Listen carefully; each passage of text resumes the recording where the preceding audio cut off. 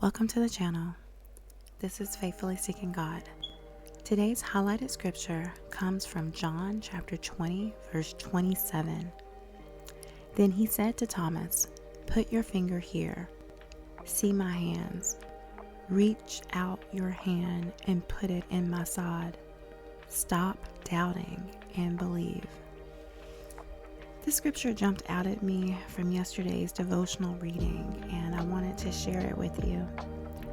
Thomas had not been with the other disciples when Jesus appeared to them after his resurrection. Thomas had heard the accounts of the other disciples, but he doubted. The commentary explains that Thomas doubted the testimony of his closest friends, of the other disciples, for a whole week, and he just didn't believe it. So much so that he even told the disciples that he would never believe until he saw Jesus for himself and touched the holes in his hands.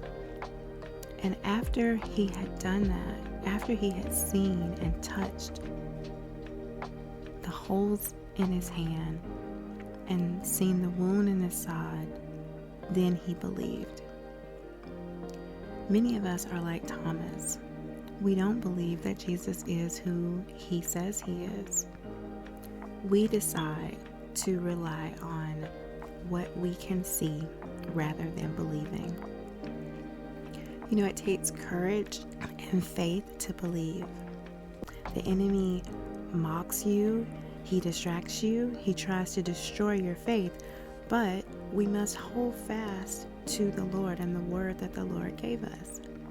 Jesus said, "Blessed are those who have not seen and yet believed."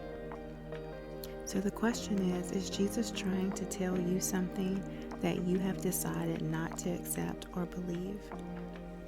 Unbelief is blind, but faith sees the reality beyond what our physical eyes can see. And Hebrews 11, verse 6 reminds us that without faith, it is impossible to please God. Therefore, having faith is essential to building our relationship with God. If you are struggling to believe the Lord in your own life, ask Him to help you with your unbelief.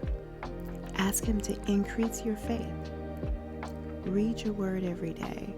And when I say the word, I'm talking about scripture.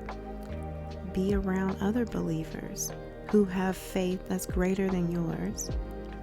Listen to worship music to increase your faith. There's so many things we can do to increase our faith. The most important thing, though, is if you lack faith, ask God for it. Ask Him to increase your faith. Because at some point, you've got to stop doubting the promises that God has spoken over your life and just believe. I hope this was encouraging. Be blessed.